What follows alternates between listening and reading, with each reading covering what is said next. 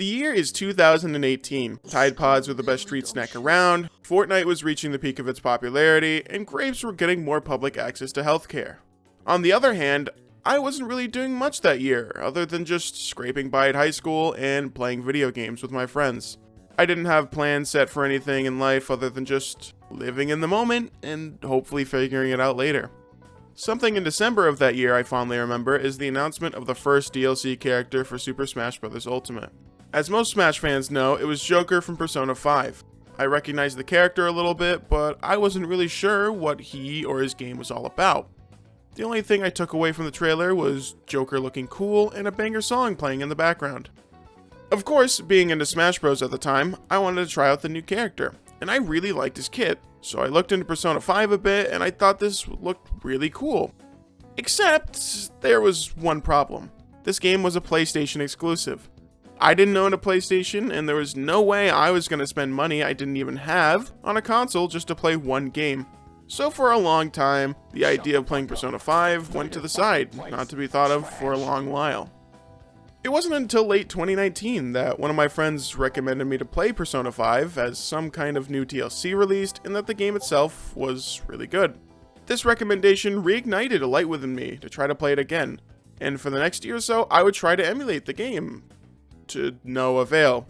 Which honestly came to no surprise as my PC was a bit of a toaster back then. Once again, the idea of playing Persona 5 would go to the sidelines for quite a while this time. I would occasionally be interested in it, talking about how awesome it would be to play, but as the years passed, my motivation lessened. I noticed around late 2021 that Persona 4 Golden had been released on PC, and I thought, hey, I can't play Persona 5, but I can play one of these other games, and maybe I'll like this. And I sure did. Around February of 2022, I played a little bit of the game and even beat the first palace while streaming it on Twitch for a few friends. But ultimately, I stopped playing it. Not because I didn't enjoy it or anything, I just lost track of time and never really picked it up again. More time had passed since then, and I came to the acceptance that Persona 5 would never come to other platforms. It became a bit of an inside joke with me and a few other friends, but that would all change in the summer of that year. On June 12th, during the Xbox and Bethesda Game Showcase, there was a trailer for the Persona series that really caught my eye. The trailer first announced that Persona 3 Portable and Persona 4 Golden would be coming to Xbox, but for some reason I still had doubts that Persona 5 would be ported, primarily because I was watching it live, so obviously I couldn't see the YouTube thumbnail for that trailer, but after some well done hyping up of the other games, there it was, Persona 5 Royal.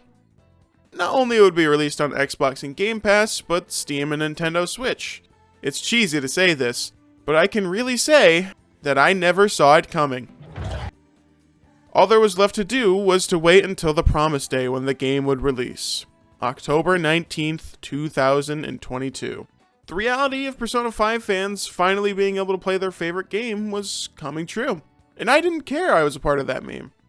The night before release, I felt like a child again, like I was waiting for a Pokemon game to come out when they were still good. I impatiently waited until midnight until it was ready to play, and once it was, my journey began. 3 months later after starting the game, I finally finished it. After clocking over 120 hours into the game, I was pretty exhausted at first, but something I realized is that I really, and I mean really, wanted to talk about this game. Not just with my close friends, but I mean with anyone I could. I mean, this game honestly changed some of the ways that I think about my day-to-day life and my friends in general. I'm sure with a statement like that, at least somebody would be interested in hearing why, right? So without further ado, let's get into my thoughts and review of Persona 5 Royal.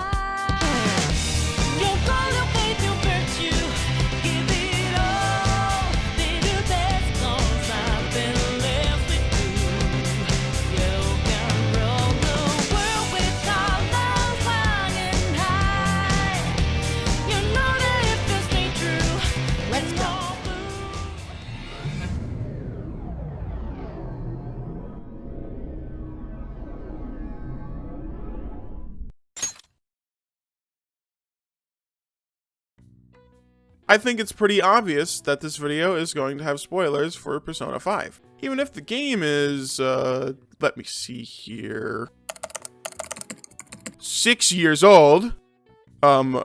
Anyways, If you want to count the release for Persona 5 Royal in 2019, then sure, it's only 3 years old, but I still think the spoiler warning train left the station long ago. Ironically enough, I am going to keep the story segment of this video pretty short, since I want people to experience the games themselves if they haven't already. Most spoilers in this video will probably come from me talking about the RPG aspects of the game or talking about bosses. Moving on, let's give a brief, somewhat spoiler-free introduction to the game. After getting trolled by some guy who claims that the police are his bitches, the main character, also known as Joker, gets arrested for assaulting someone late at night over some minor dispute. After being branded as a criminal and his life ruined, Joker moves into the cities of Japan. He goes to a new school that is for some reason a castle and meets a couple of new friends, such as a guy who dyed his hair and has a broken leg, a demon and an angel disguised as a cat, and a white girl with an insane metabolism. With these newfound friends, Joker discovers the metaverse, coincidentally gains new powers, and stops a school gym teacher from abusing his students. Over time, Joker and co come to realize they like doing this work and start a group known as the Phantom Thieves. During their illegal exploits, the Phantom Thieves come to make more strange friends who also have a strong moral compass. The story isn't some kind of masterpiece such as Berserk, nor is it something as horrible as 50 Shades of Grey. It's just a decent story that has some lows and a good amount of high points. Something I really enjoy is when a piece of media respects your intelligence and follows the rules of show not tell, which is something this game did a pretty decent job at. I know that apparently the majority of Persona 5 fans, though, don't know how to read or process information in front of them. So maybe it is a good thing that, once in a while, some of the major plot points are explained to you like you're a 5-year-old who is lobotomized. Other than some logic-related issues throughout the story, the only other criticism I would note off the top of my head is the overuse of the rotten adults idea. This can be quite annoying at times, especially after the second or third palace once we get the point that adults are selfish and make morally wrong decisions. Of course, these are just my own opinions on Persona 5's story, and once again, I really do recommend that if you haven't played the game, the story is something that you should experience on your own. But now that I'm done talking about the story, let's move on to the next section, my thoughts on the music of Persona 5.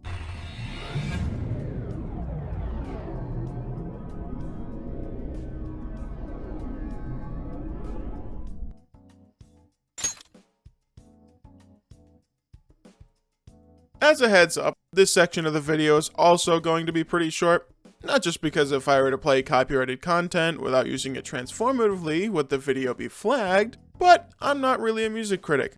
Most of the time when I listen to music, I mainly think something along the lines of, yeah, this is pretty good, or man, this is kinda doo-doo stank. I'll notice that sometimes instruments aren't mixed well, or maybe the structure of the song is pretty meh, but other than that, I can't really say much. What I can say though, is that most of the tracks in Persona 5 and Royal's soundtrack are very catchy. I can easily listen to most of the songs from the OST on repeat for a few hours without really getting too bored, which is a good thing, I think.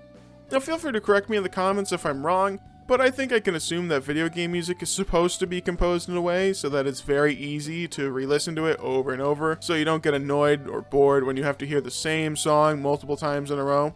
I would say that Persona 5 Royal completes this objective pretty well. My only critique would be that I wish there was more varying music for fights against demons in the metaverse or palaces. Hearing only one track for an ambush or only one track for a regular fight can get a little stale after a while, especially when you're on the grind for levels. That's all I can really say about the music of Persona 5, so if you haven't listened to yourself, then go ahead, I don't see why you shouldn't try it. Now that we're all set with this segment, let's head into the meat and potatoes of Persona 5, the turn-based RPG combat.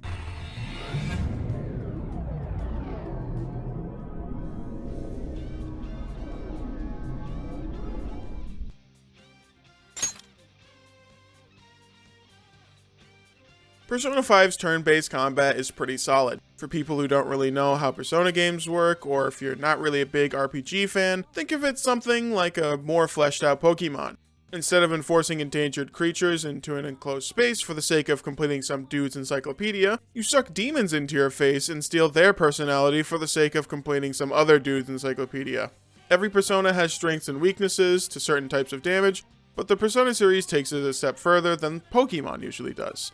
When you attack a demon with this weakness, not only do they take extra damage, but they also fall down onto the ground, begging for mercy as you steal its turn from them. This is also known as a one more. You can also perform this action through a critical hit or another action called a technical, which happens when you attack a demon that is affected by a status effect such as stun, burn, or freeze.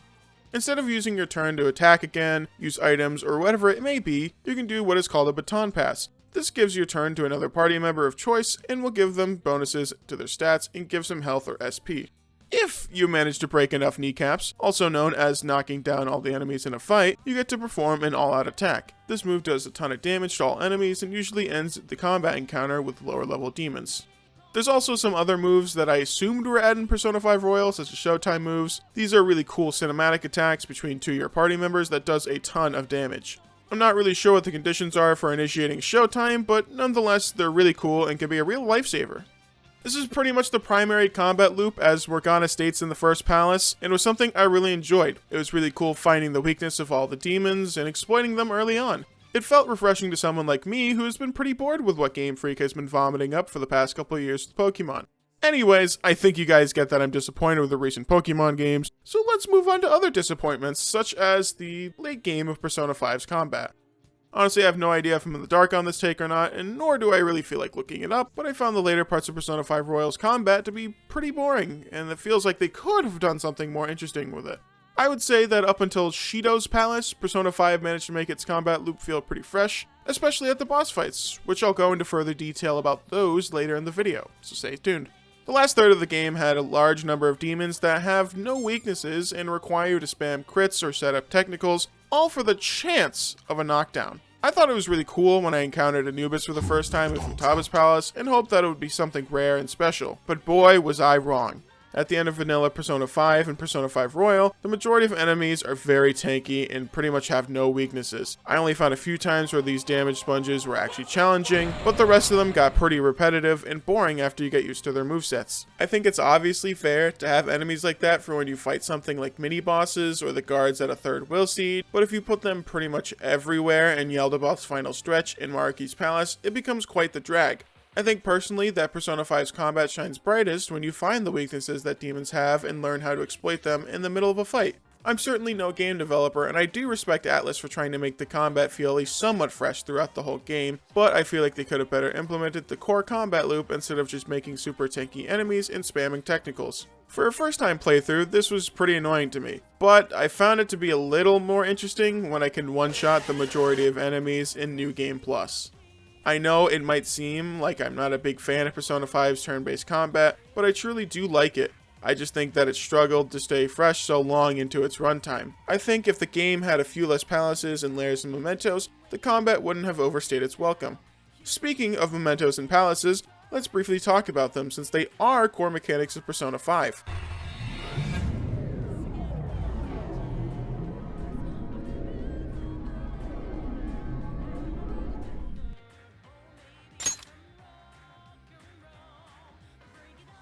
The setting of Persona 5 Royal's turn-based combat is broken up into two main settings, Mementos and its 9 other palaces. Mementos, in terms of story explanation, is the collective conscience of Japan. You could also call it everybody's palace, as the Phantom Thieves do for the majority of the game. In Mementos, you spend most of your time exploring through a series of randomly generated rooms that are filled with mostly trash loot, demons that you previously battled in other palaces, some occasional side quests, and new to Persona 5 Royal, an NPC named Josei. Josei is this little goober who drives around in a car and likes to eat flowers. It's never really explained how he got a car into Mementos, but who am I to judge since Morgana can literally turn into a bus? Oh yeah, speaking of Morgana car, your main way of traversal through Mementos is recklessly driving a cat through tunnels, constantly running over demons, and smashing into walls. I'm not sure how the Phantom Thieves are okay with Joker constantly endangering him with his shoddy driving skills, but oh well, they seem just fine. Now that we've established the core concepts of Mementos, I should probably tell you the main reason you're down there. Other than helping our favorite good boy Morgana find his true form, the main reason you progress through Mementos is by descending to the bottom of each layer, which increasingly has more floors the deeper you go. You unlock a new layer every time you complete a palace, so unfortunately you can't blow it through in one go, which is something I think was a good idea on Atlus's part. Overall, Mementos is a pretty solid means of grinding for levels and is a really cool concept. I found the art style to be really good and that it blends well with Persona 5's general aesthetic. I do think, like the turn-based combat in Persona 5, it overstays its welcome and becomes rather boring. Not because the enemies are difficult, but rather because they're too easy. Most of the demons in Mementos are a good few levels under you, and it becomes a bit of a snooze fest once you unlock Ryuji's level 7 Confidant ability, which allows you to instantly execute lower level demons. By the time you're at the 5th or 6th layer in Mementos, you're just mindlessly driving around, looking for the exit of the room, and hoping that you're almost done with this layer so you can get back to the social sim and palaces. Speaking of palaces, let's talk about those real quick as well. While Mementos is a dungeon with randomly generated rooms, palaces are dungeons that are handcrafted by the developers and provide a very fun experience in most of them. Not only are they filled with loot and demons like Mementos, but palaces also have some unique puzzles and focus on telling a story through exploring them. Your main goal in Persona 5's palaces are to steal the boss's most valuable treasure in order to change their distorted cognition of reality.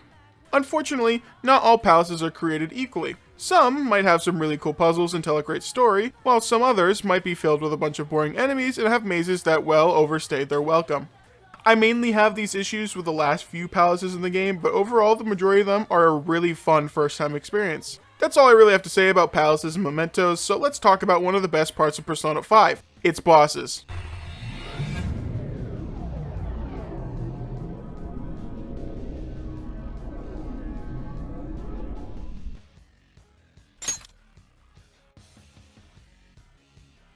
Let me start off by saying that the boss fights in Persona 5 Royal are some of the best examples of its turn-based combat. While not all bosses are amazing, most of them are a pretty fun experience. They have great music, have unique mechanics, and also tell a story throughout the fight.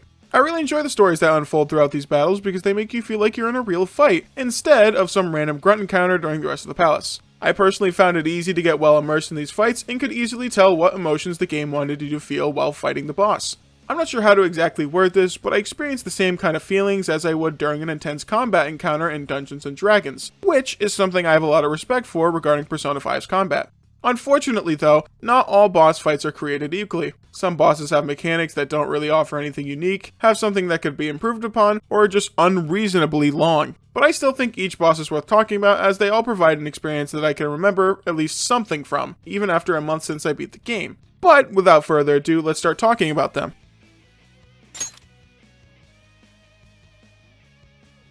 The first boss in Persona 5 is a pretty solid example of how to make an interesting enemy. Throughout its story, the game gives a lot of setups on why you should hate Kamoshida. Be it the horrible things he's done as a teacher, his pretty annoying attitude, or even his very weird looking head, there's at least one thing that the player will not like about Kamoshida.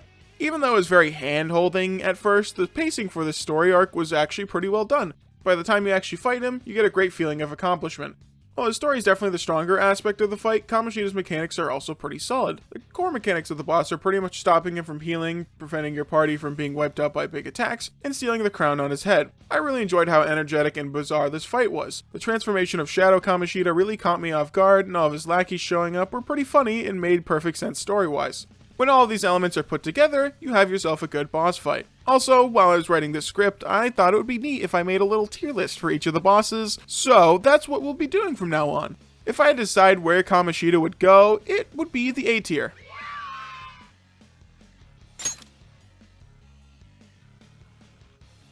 While I liked the story in his palace, Madarame's boss fight was a bit underwhelming for me. His core mechanics are just destroying all the pieces of a painting before they come back to life, and taking out Madarame before his elemental shadow clones come back to life as well.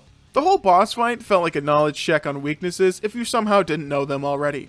Even though I was playing on normal difficulty at the time, it felt pretty easy, and when I finished it, I was actually kind of confused. I honestly just sat there and thought to myself, was that it? The story itself was nice though. It had plenty of interesting moments, had a pretty goofy section between An and our new psychopath friend Yusuke, and it once again set up a villain that you want to defeat. Continuing the last minute trend of a boss tier list, Madarame is going in the C tier.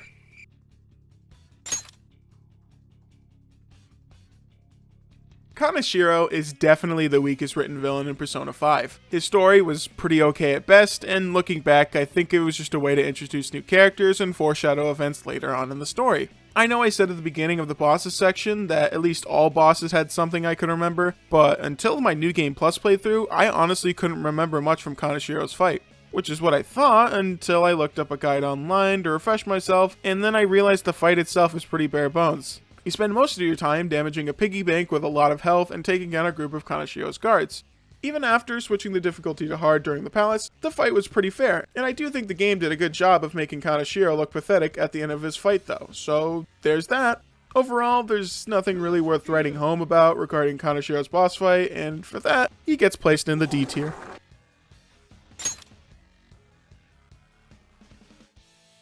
I think Futaba's palace and its boss fight were actually pretty good. The story was interesting and shook up the formula for how the first few palaces were going, which was nice. I found it pretty unique to have a palace where the main villain, in air quotes, actually asked us to change their heart. Story beats aside, I think Jaldabaoth's mechanics were alright. You spend your time in the fight pretty much stalling out until Futaba awakens to her persona, sending a teammate to prepare a giant ballista, and then wailing on her until the fight ends. Throughout the fight, you can choose dialogue options with Jaldabaoth, which is something I found to be pretty neat. You can choose both a positive and a negative answer, which might do something? I never found out because I just instinctively chose the positive options to hype up our new little gremlin friend, Futaba. So, overall, it was a solid boss battle, which gets itself placed in the B tier.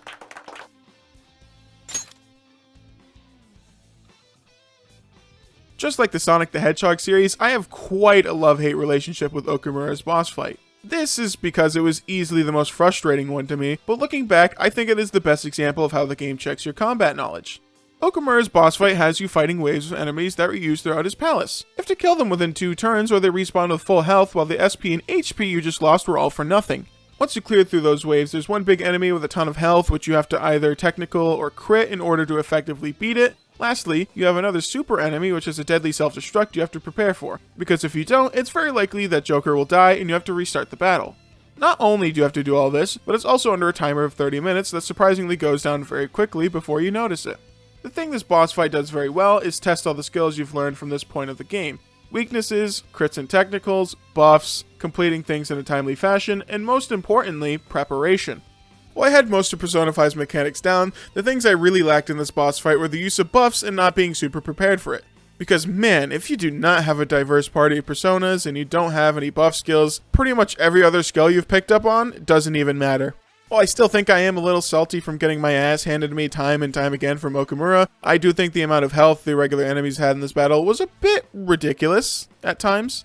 Even after resetting back a week and grinding for more personas and mementos, I still had to set the game to merciless difficulty in order to deal enough damage for some of the later waves that Okumura throws at you in this fight. Lastly, I just want to say, like Kaneshiro, the setup for Okumura wasn't really intriguing for me. Yes, he obviously was a bad person and we were given a reason to save our new bipolar friend Haru, but there wasn't really anything compelling for me to beat him myself, if that makes any sense. Also, I think the ending and transition into this next arc was perfectly done and was something that I was personally looking for in this story. With enough said about Okumura, he is getting placed in the B tier.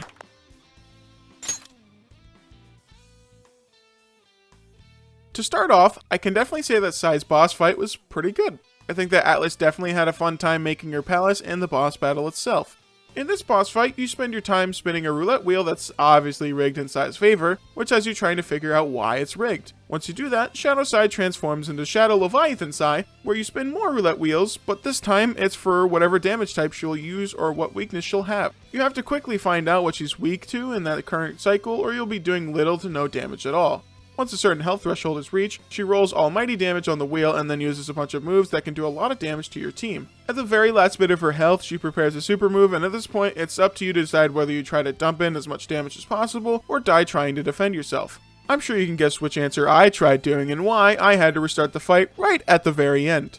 Overall, Sai's fight was really fun. It felt a bit more simple than Okumura's boss fight, but fixed most of the problems that I had with it as well.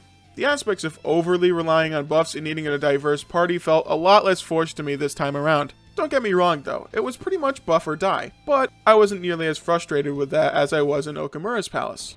I think that's the case since there's definitely a smoother difficulty curve that made the boss feel challenging in just the right ways. The weakest part of Sai's fight was definitely her story. I totally understand that framing someone as the mastermind of the Phantom Thieves is wrong, but I wasn't really compelled to change her heart. After evaluating everything we've talked about, Sai's boss fight respectfully sits in the A tier.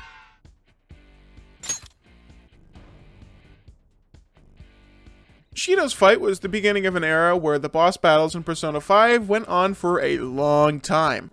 The fight is pretty cool, but it literally has 6 phases. In this boss battle, expect Shido to be going through a bunch of different forms which all have different weaknesses. One form reflects physical and gun damage, the next form resists everything but physical and gun damage, and lastly, his third form is only strong to gun damage? Okay. After you make your way through these phases, Shido channels the power of the Liver King and becomes yoked. Shido then transforms into a weird variation of Super Saiyan God, where you fight him 1v1 on Final Destination. Reference dumping aside, this battle is pretty solid. There's just the right amount of tension that is built up throughout the fight, and its climax is quite satisfying. While there was a ton of obvious foreshadowing that Shido would be the big bad, it was still a pretty decent setup. I didn't really feel this way at first, but Shido does have a couple of compelling reasons to be defeated. Other than being the guy who trolled Joker at the beginning of the game, he was literally the mastermind behind most of the plot points in the story, regardless of how forced it might feel at times. With all that said and done, Shido gets placed in the B tier.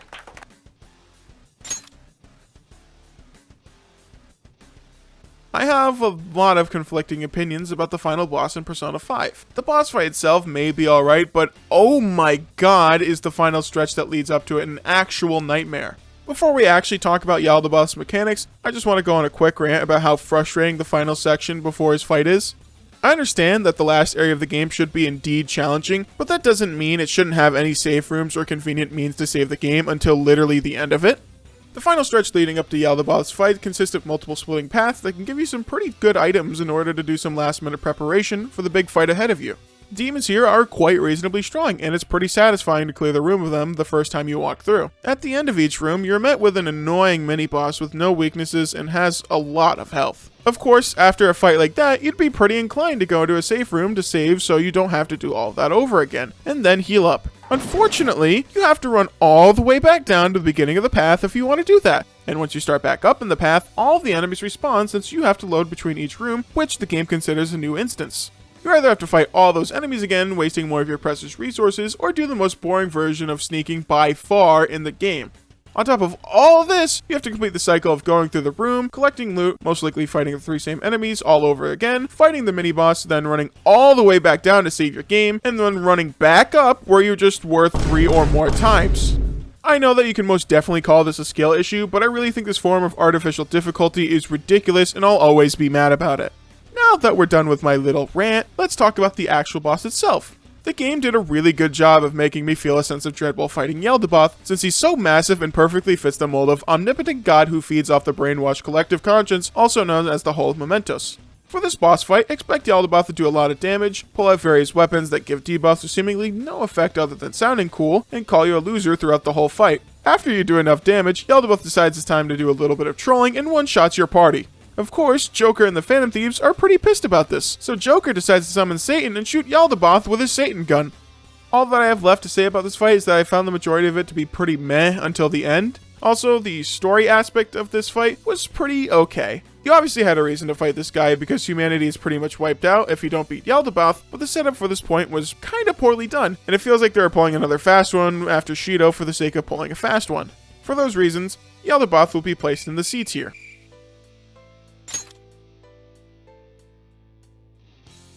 For being the true final boss of Persona 5, or the final boss of Persona 5 Royal, Maruki's boss fight is just alright. Don't get me wrong, the story is fantastic, but the fight and its 5 phases have definitely overstayed their welcome with how long it ran. The first phase has you ripping and tearing through waves of tentacles, somewhat similar to Jaldabaoth's regenerating weapons. Each of these tentacles have weaknesses that set up some nice baton passes. Once you defeat the tentacles, you can finally damage Maruki. The tentacles will constantly be regenerating, so it's pretty much just rinse and repeat until you beat them. Once you complete that, you pretty much do the same thing all over again, but Maruki does a little bit of trolling and disables certain actions throughout the fight, which is really cool. Thankfully though, you get alerted to which action's being disabled, which gives you time to plan out your strategy. He also spams a lot of moves that inflict the dizzy ailment and will target certain members of your party. After that phase is completed, Maruki figures out how to do Persona Fusion, but accidentally does it with himself and his persona. In this phase, you have to quickly beat Maruki before he heals back to full health, which is a decent way to test your ability to pump out burst damage. Now that you've done with that phase, Maruki gets absorbed by his persona. You pretty much just have to stall out for as long as possible until Futaba finds a way to properly damage the boss. At this point, you're pretty much done, and after some cutscenes, you have a pretty dramatic 1v1 between Joker and Maruki. They punch each other like schoolgirls, and Billy Kometz, the voice actor for Maruki, goes all out on the voice acting, which was really cool and truly has a satisfying end to the fight.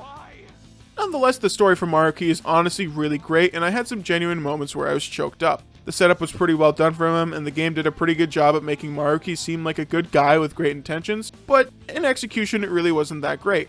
The other storylines involving Sumire and Akechi were also really well done, and I had a lot of fun with them.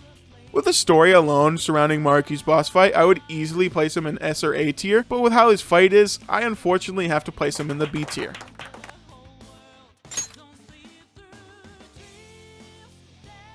Well, I'll be damned. That was a pretty long section and could have honestly just been a single video in its own right. But here we are, still needing to talk about a few more sections.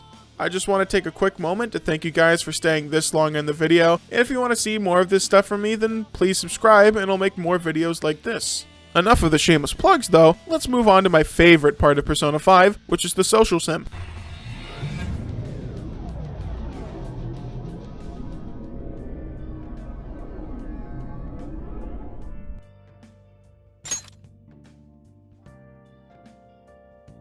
While I might not be talking about it for nearly as long as the bosses, I do think the social sim aspect is easily the best part of Persona 5.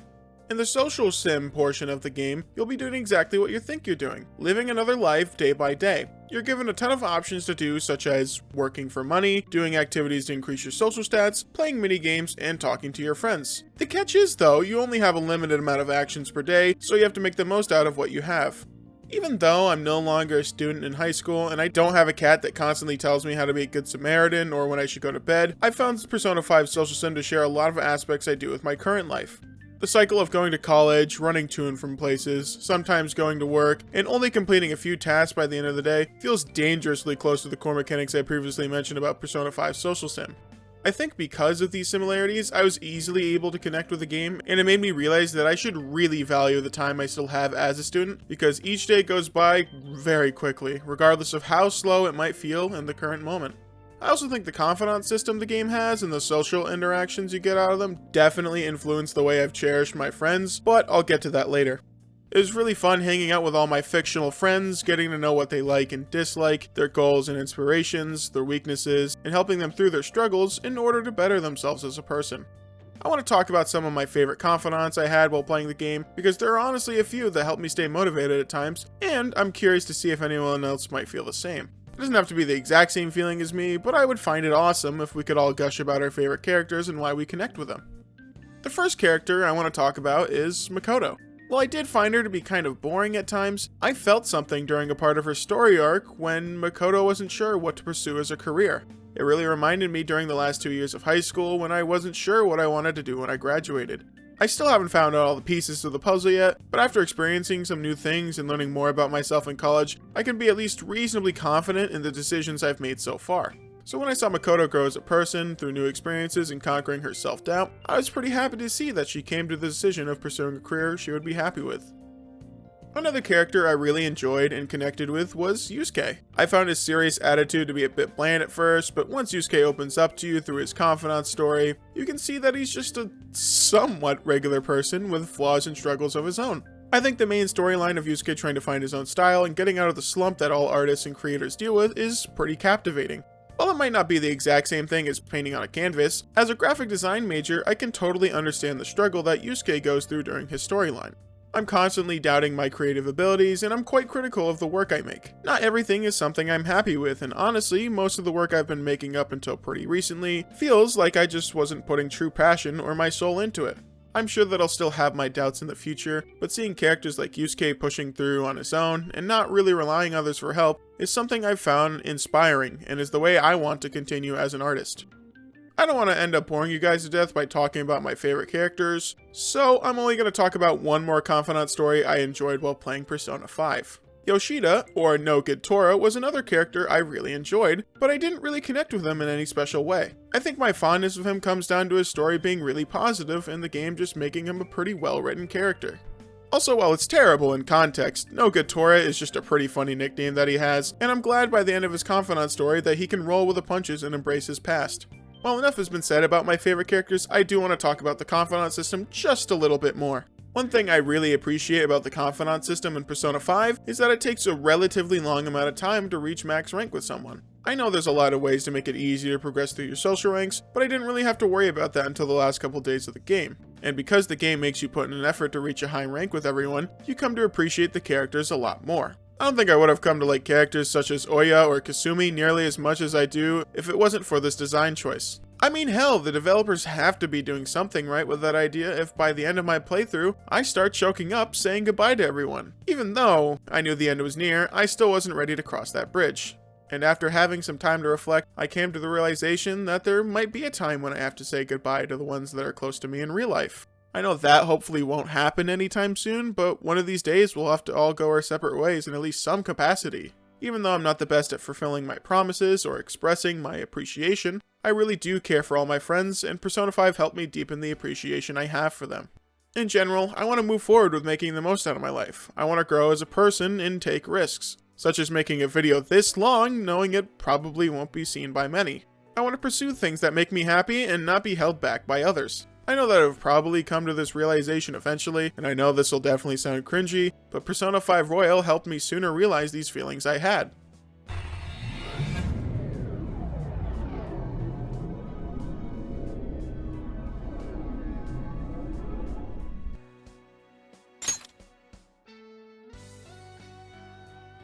To wrap all of this up, I do want to state that Persona 5 Royal may not be perfect, but it's an amazing game that I will cherish for a long time. I'm still not too sure if it's too early to say, but this is definitely in the top 3 or 5 games that I've ever played. I'm glad I stuck through with the hope of playing Persona 5 one day, because who knows where I'd be today if I truly gave up on it. I know I might be sounding crazy because I realistically only played it for a few months, but Persona is truly something that's left an impact on me. I've also come to the thought that I might be interested in playing more visual novels or JRPGs like Persona. I know that for sure I'll be playing Persona 4 Golden pretty soon since I never finished that, and I'll be playing Persona 3 Portable since that's on Steam and other consoles now. On that note, this is a great time to shamelessly plug my channel, because if you also want to see me review those games, please subscribe and I'll do it. I can't promise they'll come out anytime soon though, because I'm pretty slow with editing and college has taken up a lot of my time. Also, regarding my upcoming content, I plan to make a video discussing that and what I plan to do going forward. But anyways, thank you guys so much for sticking through with this video. Like, I really mean it this time. Especially if you're a new viewer. I know my content isn't really anything special, but you took the time out of your day to watch some random dude on the internet talk about a video game for God knows how long, which means a lot to me. Hope to see you guys again soon, and in the meantime, while you wait for the once in a blue moon content release, check out all my other mid videos. Peace.